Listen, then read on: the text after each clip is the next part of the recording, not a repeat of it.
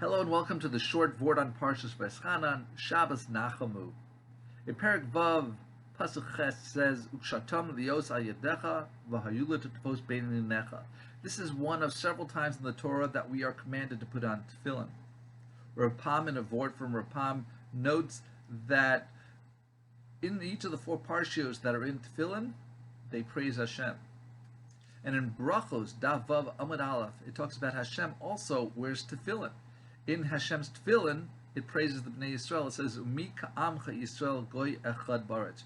Who is like you, the nation of Israel, a unique nation in the land? And that's the pasuk in Anam Zemiros upe'ero alai upe'eri alav. His tefillin splendor are upon me, and my tefillin splendor upon him. Whereas Shir Hashirim has Anilu Dodi B'Dodi Li.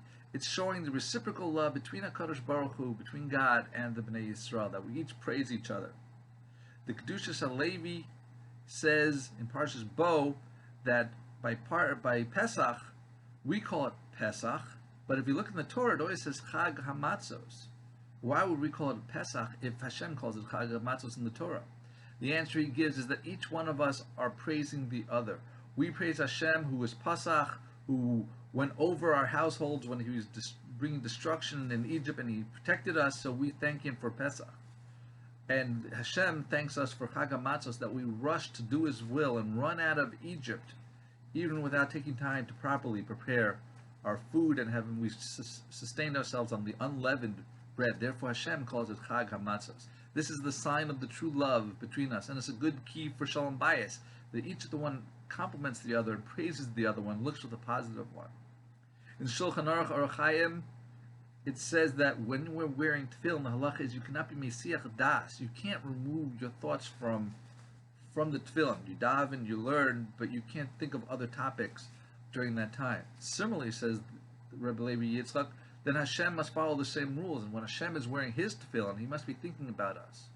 However, sometimes it seems strange. It seems like Hashem is not thinking about us when we have these tragedies, the Churban, the Holocaust, and so many other sad events in our history.